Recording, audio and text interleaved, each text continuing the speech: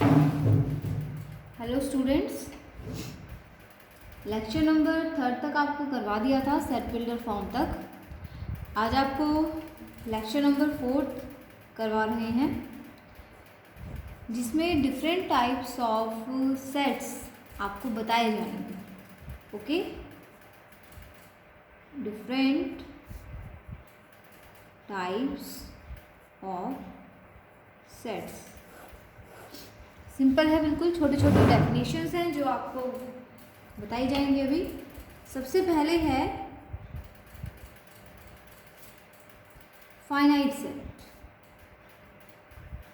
Finite set कोई भी set होता है उसको हम फाइनाइट कब बोलते हैं? अगर उस सेट में एलिमेंट्स जो दे रखे हैं वो हम काउंट कर सकें। जो भी एलिमेंट्स हमें दिए हुए हैं और हम काउंट करके बता सकें कि इसमें 4 एलिमेंट हैं, 5 एलिमेंट हैं, कितने एलिमेंट्स हैं, तो उस सेट को हम बोलते हैं फाइनाइट सेट। ठीक है, डेफिनेशन क्या है? If the elements of a set are finite in number, then the set is called finite set. Okay, अगर उसमें जो एलिमेंट्स हैं वो फाइनाइट हैं, काउंटेबल हैं, अगर हम उनको काउंट कर सकते हैं तो वो होता है फाइनाइट सेट। इसके एग्जांपल हम लेके चलते हैं कि इसके एग्जांपल्स क्या क्या हैं। सपोज मान लीजिए 1 2 3 4 है, 4 एलिमेंट है, हम काउंट कर सकते हैं। हाँ, 4 है, 1 2 3 4, तो ये कैसा हुआ? फाइनाइट सेट हुआ। ओके, अनदर जो एग्जांपल हमारे पास है बी, जैसे set of all months in a year, ये भी फाइनाइट है, is a finite set. This is also finite set. तो फाइनाइट सेट क्या होता है? जिसमें के एलिमेंट्स हम काउंट कर सकते हैं, पता है हमें कितने नंबर हैं इसमें, कितने एलिमेंट्स हैं इसमें, तो वो होता है फाइनाइट सेट। समझ गए इस बात को आप लोग? नेक्स्ट हमारे पास है इनफाइनाइट सेट। इनफाइनाइट सेट, जिससे पहले हमने क्या, फाइनाइट नाम से ही पता चल रहा है जिसमें फाइनाइट नंबर ऑफ एलिमेंट्स हैं। इनफाइनाइट नाम से ही पता चल रहा है जिसमें इनफाइनाइट नंबर ऑफ एलिमेंट्स हैं, मतलब इतने एलिमेंट्स हैं कि हम उनको काउंट करके बता ही नहीं सकते कि इसमें नंबर ऑफ एलिमेंट्स कितने हैं। ओके, तो वो होता है इनफाइनाइट सेट। इसकी डेफिनेशन क्या है? If the elements of a set are infinite in number. if elements of a set, एक सेट के जो एलिमेंट्स हैं वो इनफाइनाइट हैं, तो हम उसको बोलते हैं then the set is called an infinite set. ठीक है, for example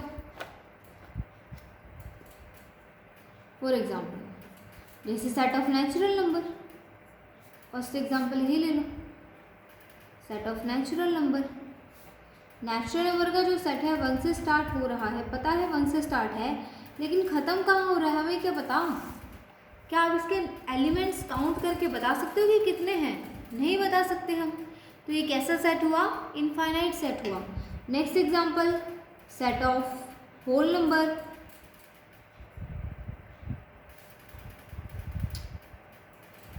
zero 1 2 3 dot dot dot. Third example, set of integers,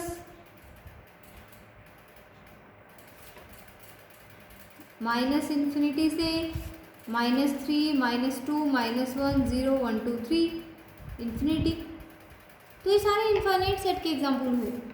next, set of prime numbers. कोई भी सेट इसको डिनोट कर दीजिए। प्राइम नंबर 2 3 5 7 कहाँ तक है? बता दो नहीं कहाँ तक है। तो ये सारे जो एग्जाम्पल हैं ये सारे हैं इनफाइनाइट सेट के example. Okay, set of real number हो गया जैसे, ये सब इनफाइनाइट सेट होते हैं। ओके, जिसमें नंबर ऑफ एलिमेंट्स आप काउंट नहीं कर सकते हो वो इनफाइनाइट सेट होते हैं। नेक्स्ट जो डेफिनेशन है सिंगलटन सेट। सिंगलटन सेट, ये डेफिनेशन ध्यान से समझिए क्योंकि इनके बेसिस पे ही आपको क्वेश्चन करवाए जाएंगे आगे। सिंगलटन सेट, सिंगलटन देखो जो नाम में लिखा हुआ है वैसा ही है, सिंगल, ऐसा सेट जिसमें सिर्फ एक ही एलिमेंट, सिंगल मतलब एक, ऐसा सेट जिसमें सिर्फ एक ही एलिमेंट हो वो होता है singleton set. Okay, a set consisting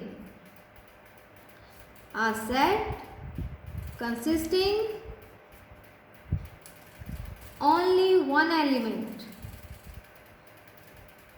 is called a singleton set। ठीक है ना, एक सेट जिसमें सिर्फ एक ही एलिमेंट हो वो सिंगलटन सेट होता है हमारे पास। तो इसका तो कोई भी आप एग्जांपल ले सकते हो, जैसे फॉर एग्जांपल हमने एक सेट लिखा उसमें एक एलिमेंट डाल दिया, कर्ली ब्रैकेट में इनक्लोज करना बहुत ज़रूरी होता है सेट को, मैंने पहले भी बताया था। कोई भी एक एलिमेंट डाल दो, सपोज 1 डाल दिया तो ये हो गया सिंगलटन सेट। सपोज मैं ऐसे लिखती हूँ x such that 3 x x 5 and x belongs to natural number, x belongs to natural number. देखो अब हमें x की वैल्यू लिखनी है, वो x की वैल्यू लिखनी है जो 3 और 5 के बीच में है, और वो x नेचुरल नंबर होना चाहिए। तो 3 और 5 के बीच में नेचुरल नंबर कौन सा आता है, सिर्फ 4। याद रखिए मैंने जब आपको इनकी डेफिनेशंस बताई थी तो ये बताया था कि नेचुरल नंबर, होल नंबर और इंटीजर्स में फ्रैक्शन वाले जो डिजिट्स हैं, फ्रैक्शन वाले जो नंबर्स हैं, या फिर आपके पास इरेशनल जो होते हैं वो सब नहीं आते हैं, कंप्लीट डिजिट ही आता है। तो 3 और 5 के बीच में कंप्लीट डिजिट 4 है, तो इसमें आगे 4 एक ही एलिमेंट है, तो ये कैसा हुआ, सिंगलटन सेट हुआ। ठीक है, तो जिसमें हम सिर्फ एक ही एलिमेंट लिख सकते हैं जिस सेट में, वो होता है सिंगलटन सेट। नेक्स्ट हमारे पास जो डेफिनेशन है वो है एम्प्टी सेट, या इसको बोलते हैं नल सेट, या इसको बोलते हैं वॉइड सेट। 3 नाम है, 3 में से कोई भी आपको इसमें पता तो सारे होने चाहिए, याद सारे रखने हैं। Empty set, null set, void set. ठीक है, एम्प्टी खाली, नल भी खाली, वॉइड भी खाली। ऐसा सेट जिसमें एक भी एलिमेंट नहीं होता है, एक भी एलिमेंट नहीं होता, वो होता है एम्प्टी सेट, खाली set. A set which contains no element, एक ऐसा सेट जिसमें एक भी एलिमेंट नहीं होता, is called an empty set, null set और void set। empty set, null set और void set। ओके, बहुत एग्जाम्पल है इसको। पहले इसके रिप्रेजेंटेशन देखो, it is denoted by, इसको कैसे लिखते हैं, कर्ली ब्रैकेट बना दो, उसके अंदर कुछ भी मत डालो, खाली छोड़ दो, तो ये खाली है ना, तो ये एम्प्टी सेट हो गया। या फिर 5 बना दो, 5 है ये। ओके, दो नोटेशन है एम्प्टी सेट के लिए, कर्ली ब्रैकेट बना दो, उसके अंदर कोई भी एलिमेंट मत लिखो, इसको खाली छोड़ दो, तो ये हो गया एम्प्टी सेट। या फिर 5 बना दीजिए, दोनों नोटेशन होती हैं आपके पास एम्प्टी सेट के लिए ही, दोनों में से कोई भी यूज़ कर सकते हो।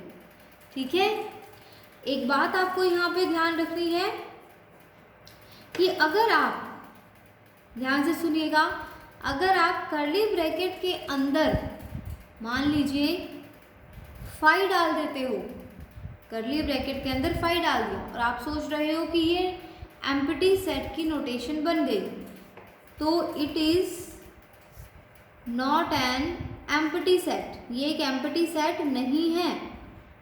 ये क्या है, it is a singleton set, ये एक सिंगलटन सेट बन गया क्योंकि करली ब्रैकेट के अंदर जैसे ही कुछ डाला तो वो एक एलिमेंट बन जाता है। तो करली ब्रैकेट के अंदर 5 डाला तो 5 एक एलिमेंट बन गया और एक एलिमेंट है तो ये सिंगलटन हो गया। अब इसको नल सेट नहीं बोल सकते हैं, तो ये बात ध्यान रखिएगा।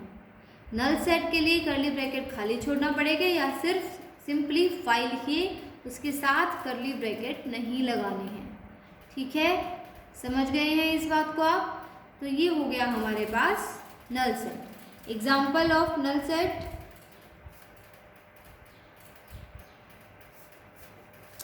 Example of null set. Null set के एग्जाम्पल, जैसे हमने लिया यहाँ पे x such that 3 less than x less than 4 and x belongs to natural number.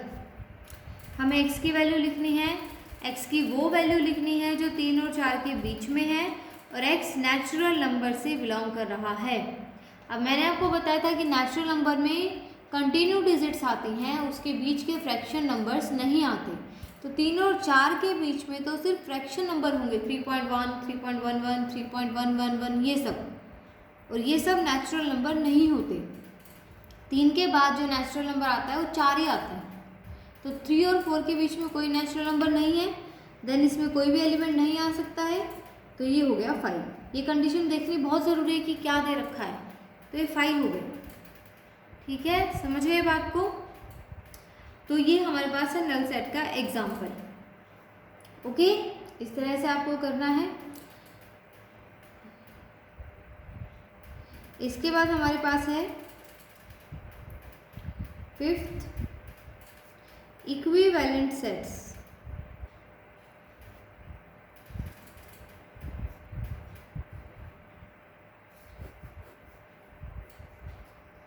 Equivalent sets, equivalent sets वो सेट्स होते हैं जिनमें नंबर ऑफ एलिमेंट सेम होते हैं, मतलब कि जितने ए सेट में एलिमेंट हैं उतने ही बी सेट में। मान लीजिए when number of elements in two sets are equal, then sets are equivalent sets. Then sets are equivalent sets. ठीक है, इक्विवेलेंट सेट्स कौन से होते हैं? ऐसे दो सेट्स जिसके नंबर ऑफ एलिमेंट इक्वल होते हैं। मान लीजिए ए सेट हमने ले लिया, उसमें नंबर ऑफ एलिमेंट हमने डाल दिए 1 2 3 4, और बी सेट हमने ले लिया, इसमें हमने एलिमेंट डाल दिए ए बी सी डी। अब पूछा जाएगा क्या ये इक्विवेलेंट सेट्स हैं? तो सिर्फ आपको ये देखना है कि इसमें नंबर ऑफ एलिमेंट कितने हैं? 4, इसमें भी कितने हैं? 4, तो दोनों के नंबर ऑफ एलिमेंट सेम है ना। Number of element of set A is equal to number of element of set B. This implies A and B are said to be equivalent sets. तो A और B को हम कैसे sets बोलेंगे? Equivalent sets बोलेंगे। जब number of element same होते हैं तो वो इक्विवेलेंट सेट्स होते हैं। ठीक है, समझ गए आप लोग इस बात को? तो ये है इक्विवेलेंट सेट्स। मान लीजिए एक और एग्जांपल लेके चलते हैं हम।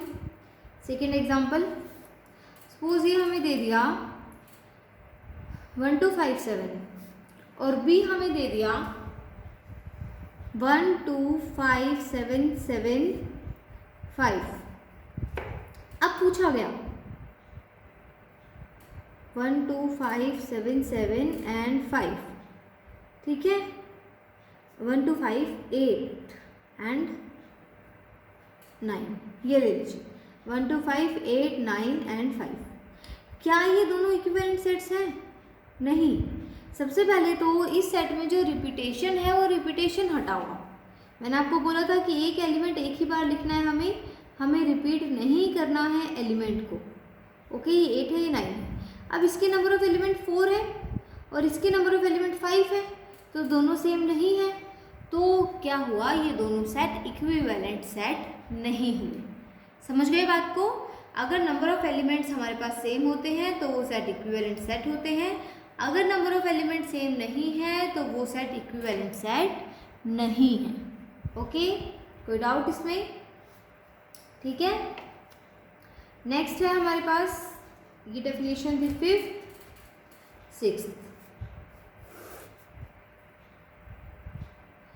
Cardinal number of a finite set. Cardinal number of a finite set. Cardinal number का मतलब क्या होता है? कोई भी सेट हमें दिया हुआ है, फाइनाइट सेट के लिए ही है ये कार्डिनल नंबर, इनफाइनाइट सेट के लिए नहीं होता है। क्यों नहीं होता वो बता दिया जाएगा आप लोगों को।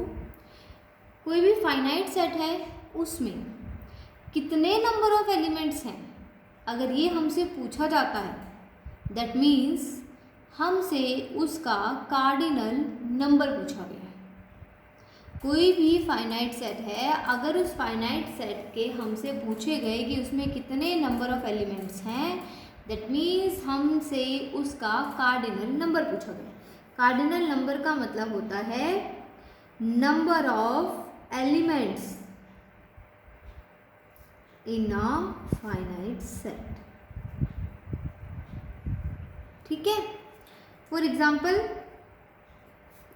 ए सेट लिया हमने, इसमें डाल दिया 1 2 3 4 7। Now number of element in set A is 5। तो इस सेट का कार्डिनल नंबर कितना हुआ? 5। तो इसको लिखेंगे कैसे हम? Number of element in the set ए। इतनी बड़ी लाइन नहीं लिखेंगे, ऐसे लिखेंगे, number of element in the set A is 5। समझ रहे हैं आप बात को? इस तरह से लिखना है हमें, number of element in the set A is 5। Okay, suppose एक और एग्जांपल हम लेते हैं इसी का।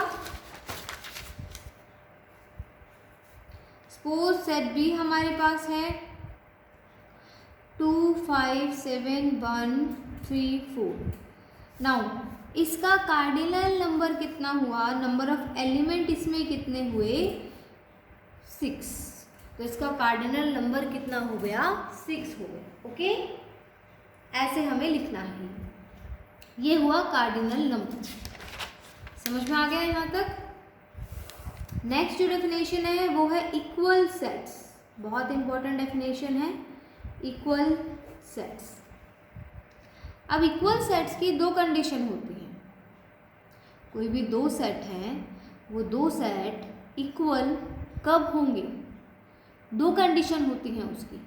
पहली कंडीशन है, आप लिखोगे 2 sets A and B are said to be equal, are said to be equal if first they have same cardinal number। Okay, या फिर सिंपली डेफिनेशन हम कर सकते हैं, 2 sets A and B are said to be equal if every element, ये वाली कर लीजिए, if every element of set A is an element of set B and every element of set B is an element of set A। देखो, कोई भी दो set है, उन सेट को हम इक्वल कब बोलते हैं? इक्वल का मतलब उसमें एक जैसे एलिमेंट दिख रहे हैं, तभी तो वो इक्वल हुए। मतलब क्या हुआ कि अगर A के सारे एलिमेंट B सेट में हैं और B के सारे एलिमेंट A सेट में हैं, तो वो दोनों सेट कैसे होते हैं? इक्वल सेट होते हैं।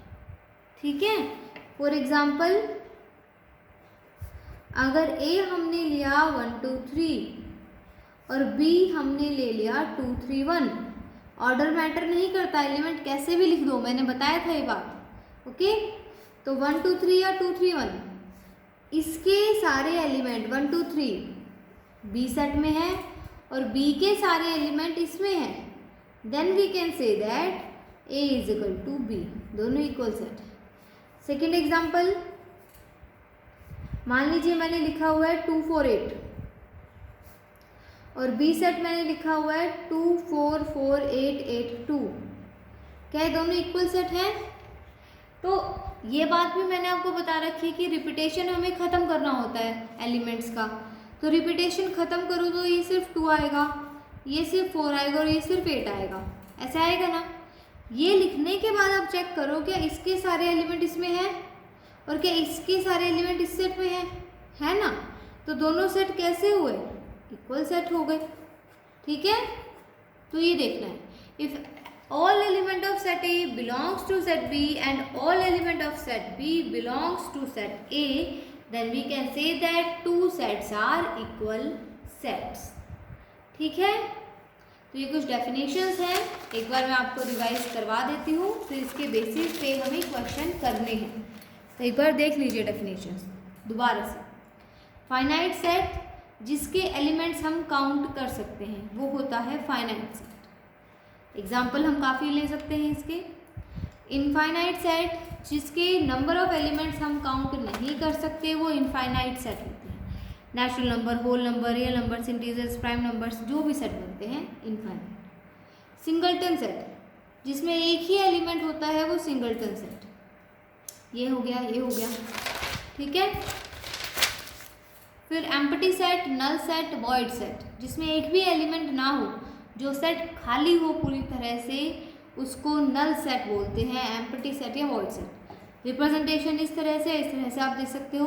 करली ब्रैकेट के अंदर 5 डाल दिया तो एम्प्टी सेट नहीं रहेगा, वो सिंगलटन सेट बन जाएगा, क्योंकि करली ब्रैकेट के अंदर कुछ भी लिखते ही वो एक एलिमेंट बन जाता है, ठीक है। तो नल सेट के एग्जाम्पल्स हमने ले लिए। इक्विवेलेंट सेट्स, इक्विवेलेंट सेट्स में क्या होते हैं? When number of elements in 2 sets are equal. कोई भी 2 सेट ले लिए, हमने देखा कि उनके नंबर ऑफ एलिमेंट इक्वल है।